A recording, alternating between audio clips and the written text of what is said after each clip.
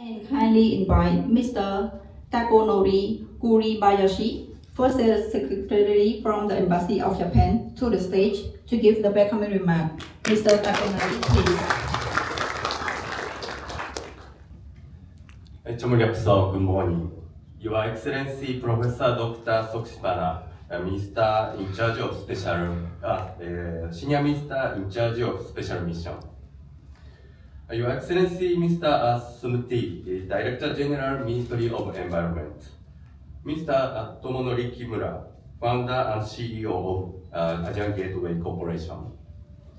Your Excellencies, distinguished guests, ladies and gentlemen, it is a great pleasure for me to be here today to participate in the JCM Information Seminar organized by the Japanese company Asia Gateway Corporation.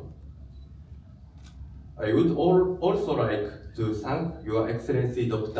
Soksipana for taking time out of your busy schedule. On behalf of the Government of Japan, I would like to deliver a brief greeting. Government of Japan has established and implemented the Joint Credit Mechanism, JCM, in order to reduce greenhouse gas emissions together with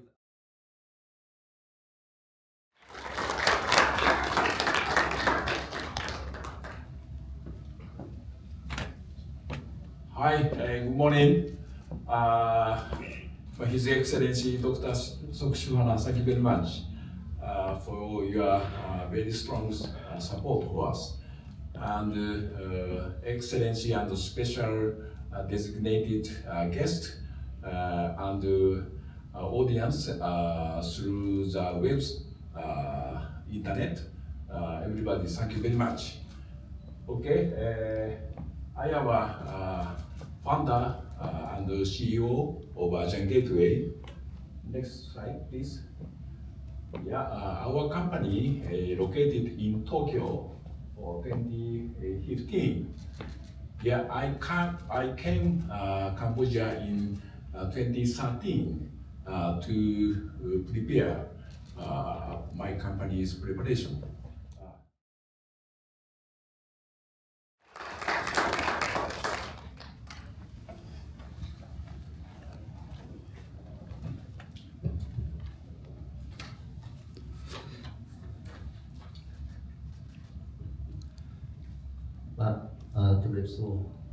Good morning, my respect to Excellencies, Professor Bandet Sopinjal, Dr. Soksipana, Senior Minister in charge of Special Mission, Multilateral Trade and Economic Affairs, and the Chairman of Trade Policy and Advisory Board, Mr. Takanori Kuribayashi, First Secretary, Embassy of Japan, Mr.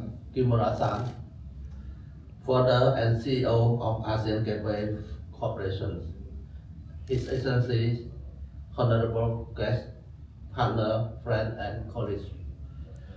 I'm very pleased to be here to join the seminar on JCM Information, opportunity for financial support from Japanese government for the larger renewable energies and energy efficiencies project in Cambodia. On behalf of Excellency Dr. Jens Palan, Minister of Environment, I would like to express my appreciation to the initiative taken by Trade Policy and Advisory Board and ASEAN Gateway for organizing this important seminar.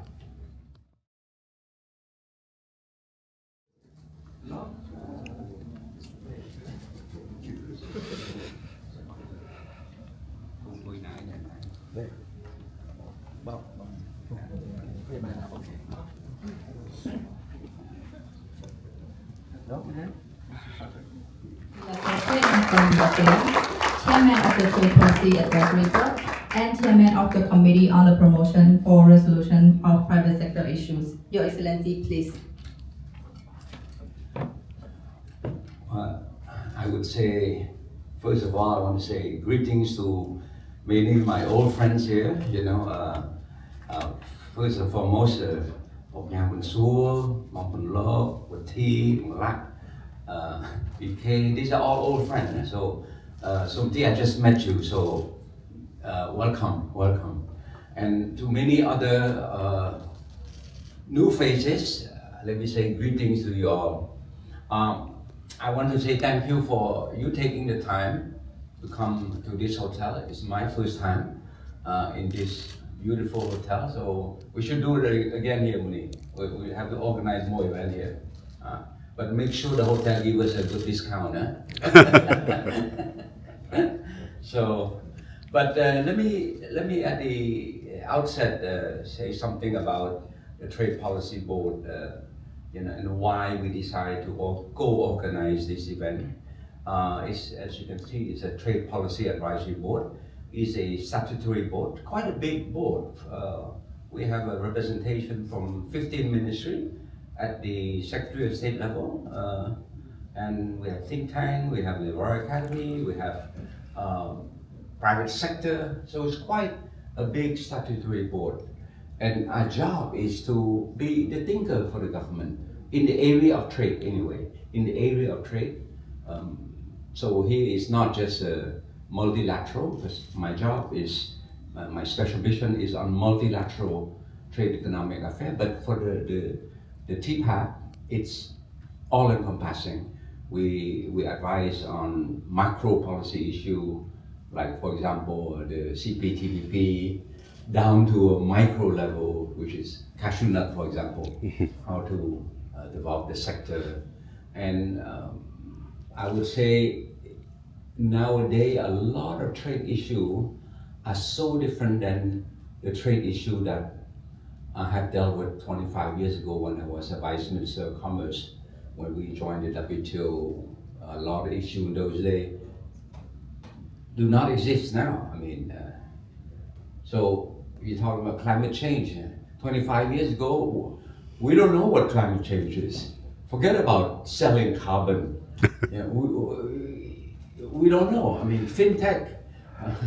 So the World Bank just come up with that thing about several years ago, but 25 years ago, what is fintech? We don't know.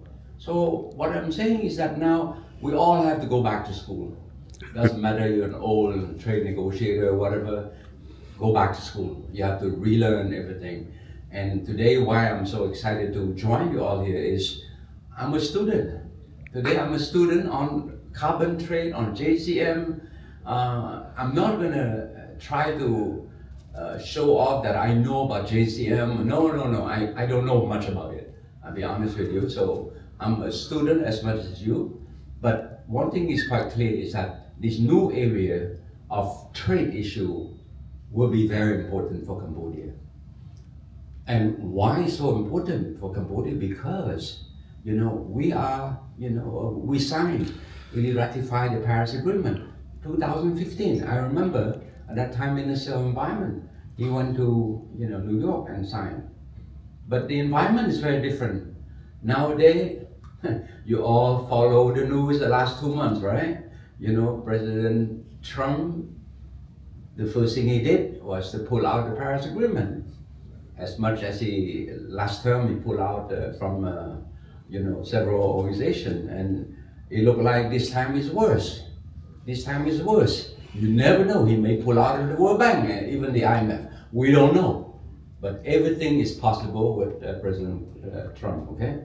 So what it means is that we have the whole Paris Agreement that covers the whole world minus USA.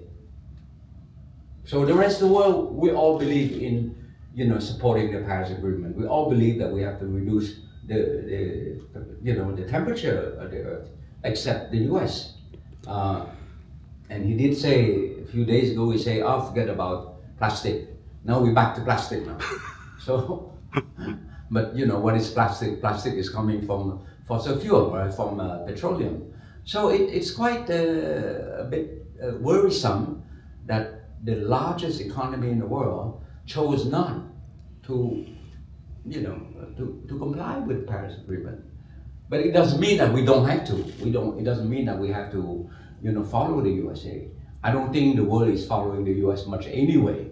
the U.S. have lost its standing by default, by choice, not because the world don't want to follow, but because the U.S. chose that it's over, to be the policeman of the world. No more.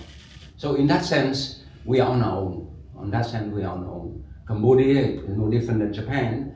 So I want to say thank you to the Japanese government for supporting this event, to share information on this JCM, and to see how we can get other, local company, local enterprise to understand better the mechanism. How do you prepare to get some support, some financing? All these things, it's up for grab. But I would say that this is a very important moment in our It was a good time. Yeah, good times. Thank you. So we are lucky that there is this misunderstanding.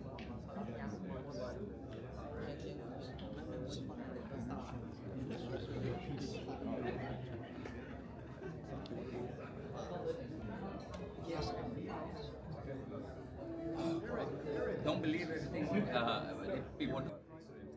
I tell the media don't quote anything I say about Trump. Yeah.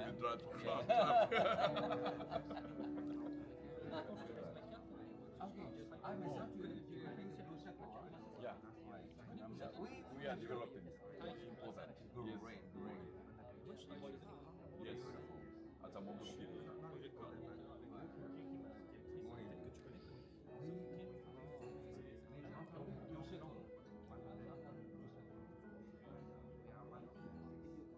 Okay. Yeah. Okay. Ça va?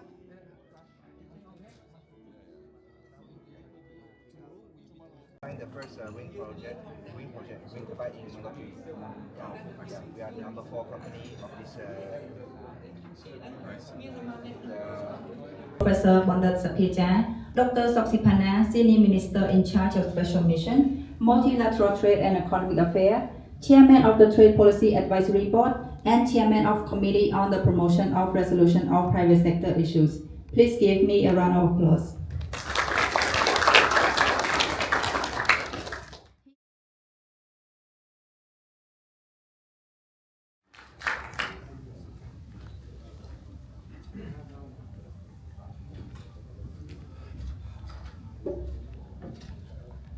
Your Excellencies and distinguished guests, thank you for coming to this seminar.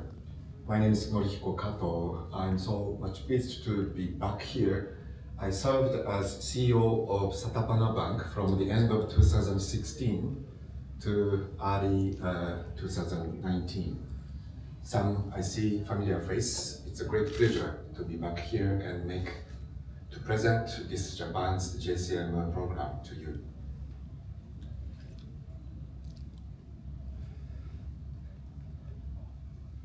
Actually, the JCM program, the Japanese government initiated this. As mentioned, JCM is not Japan, it's a joint crediting mechanism. So the bilateral cooperation, because the world, the earth is only one, the carbon reduction to be taken place in anywhere would benefit all of us. And mostly the developed country who used and emitted a lot of carbons and make economic development. Now the developing countries need to develop. And so the developing countries are usually, in this case, to support the house gas reduction projects by providing the financial support, which is a subsidy, it's a grant.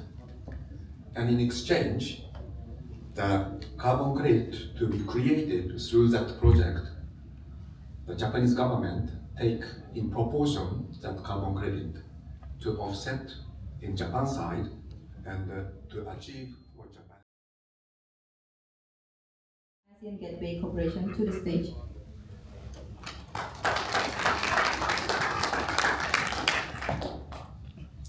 Hello, welcome all of you. I've already been in Cambodia for 20 years I know many of you already, so thanks so much for being here. Since October, I'm now involved with as a CTO with Asian Gateway. Thanks so much also to Tomonori. But we all started our journey in 2015 with the first project at ISPP when I was still at one of the EPCs to install. So I just want to show you a little bit what kind of projects are eligible, what have we done so far. So this is a bit of a list. On the right side you see ISPP. That was actually a very small project, just 200 kilowatts, solar with special lightweight glasses. As it was the first project, they also gave like 50% of their costs, so it was quite attractive for them as well. Then actually there's a second project, but that's at the CIS, also a school, CIS International School on Koprik, Diamond Island, with ChemWorks as the EPC. But for the rest, the last 10 years, it was very difficult to find projects in Cambodia. So Asian Gateway also looked in opportunities for other countries where it was actually more easier to implement these projects. So I'll just go a bit through what we have. So you can see the 3.4 biomass plant in Chile, where they use rice husk to generate electricity. A 3 megawatt rooftop system in Vietnam. And then Mongolia is also very interesting in renewable energy. So we have there quite a lot of stage, Mr. Norihiko Kato, the Vice President and COO of Asian Gateway, to present about the essential part of this seminar on how to develop JCM projects in Cambodia. Please. Thank you. Now I'd like to introduce a bit more in detail how we develop the JCM project. This is a basic, typical structure of each stakeholder's relations under this JCM program. The Japan's JCM program require this partner, the company like Asian Gateway is called representative participant, and the project developer in the host country called partner participant. Those representative participant and partner participant are requested to form an international consortium. And Japan's JCM program require this representative participant need to be Japan registered company, Japanese company.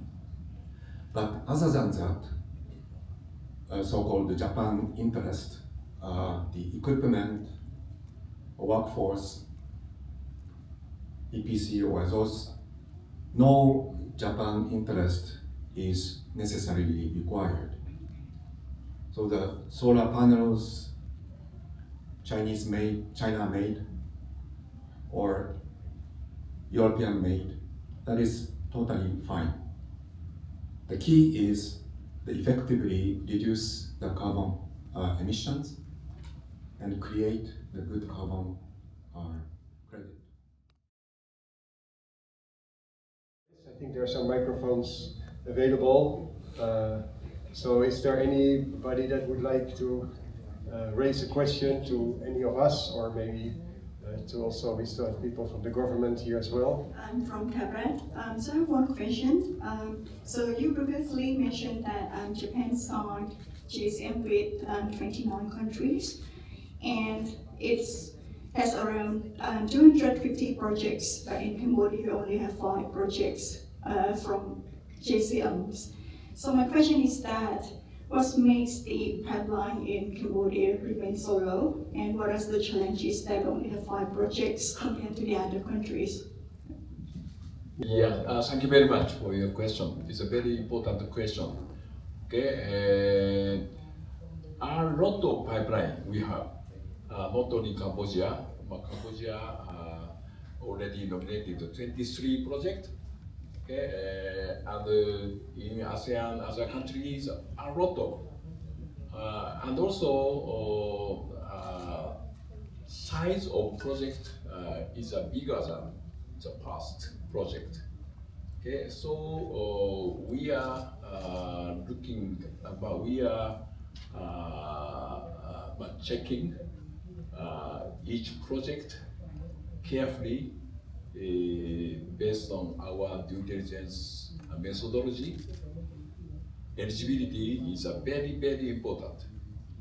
So at least 2 or 3 months are needed to evaluate for each project.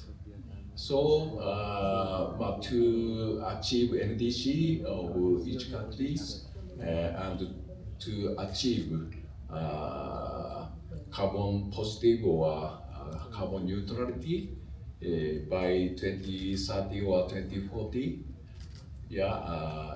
this program is very, very important now. Thank you very much. Yeah, maybe just to quickly, the first project, ISPP 2015, there was just a period that the prices of solar came down a lot. But ISPP, of course, they wanted to have a return on investment, but it was not their main issue. So at that time, they actually installed. But after that, the next year, Coca-Cola and all the other rooftop solar projects, they became economic feasible. And after they signed the agreement, they wanted to install within 6 months. So there was actually no need for JCM. Also, the prices of the initial larger solar projects, they could go ahead. Minister of Energy wanted to have them installed very quickly. So they really had a good return on investment. But those projects were not really required. Assessing the projects that are proposed, and they have to prioritize the best impactful project as a priority. There's no minimum amount of subsidy specified. It can go smaller, but because the government also see the effectiveness, so the larger project, more impactful projects have more priority. And if the project is very, very big, but it could be phased, the first phase may receive the maximum subsidy, and second phase may be able to receive the maximum subsidy again. So those are, it's really, we solve through the interaction with the Japanese government. Yes, you're in the front, you have a question?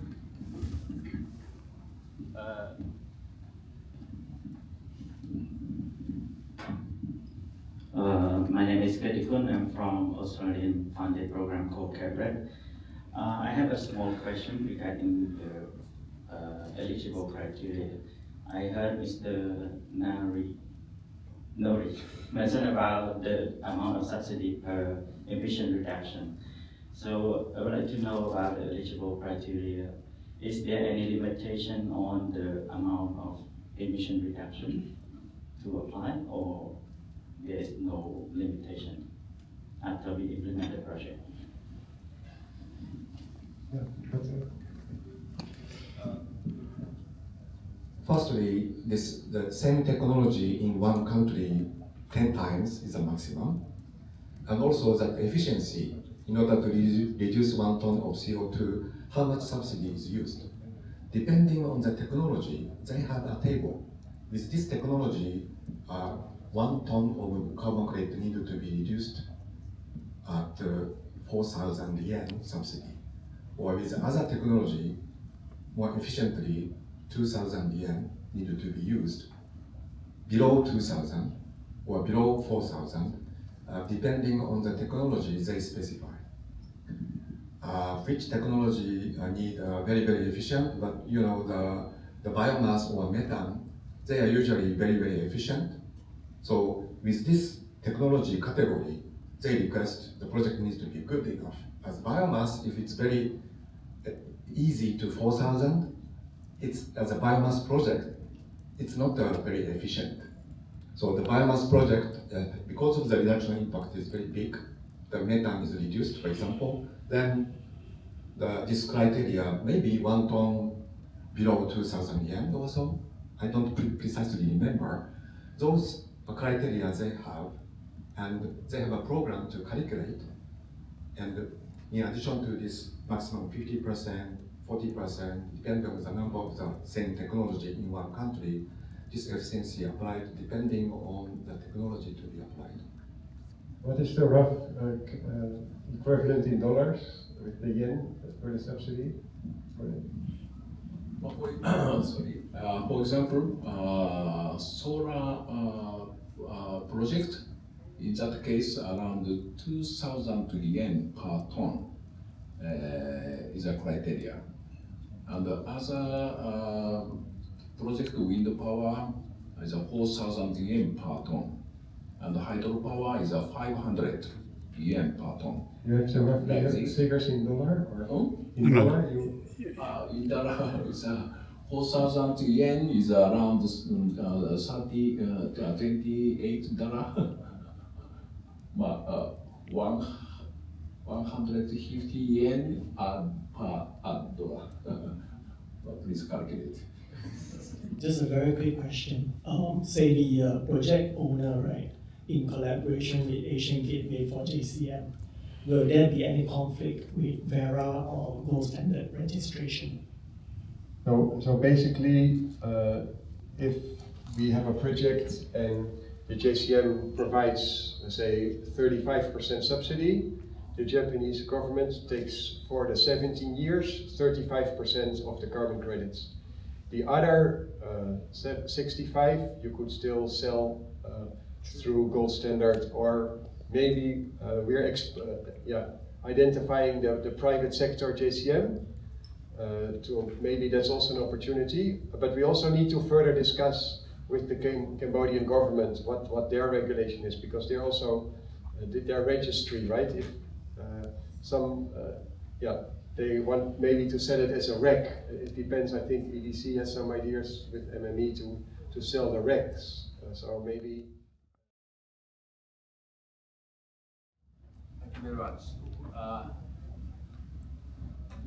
Let me explain the final remarks, closing remarks. Okay, please. Oh. Okay.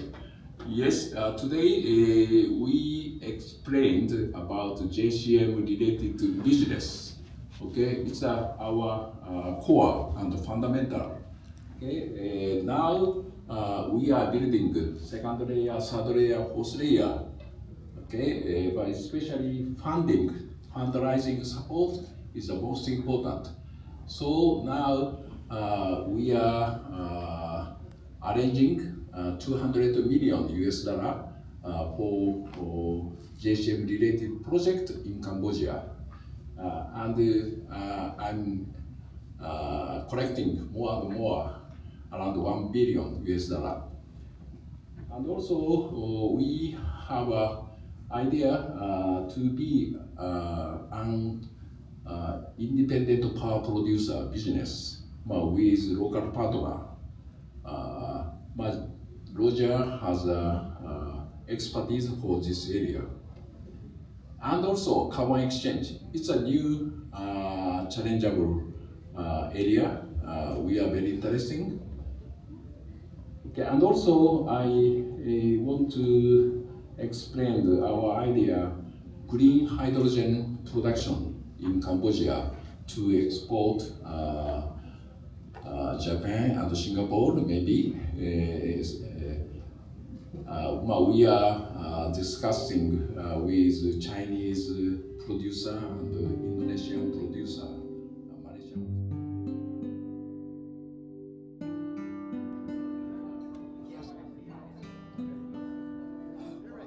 Don't believe it.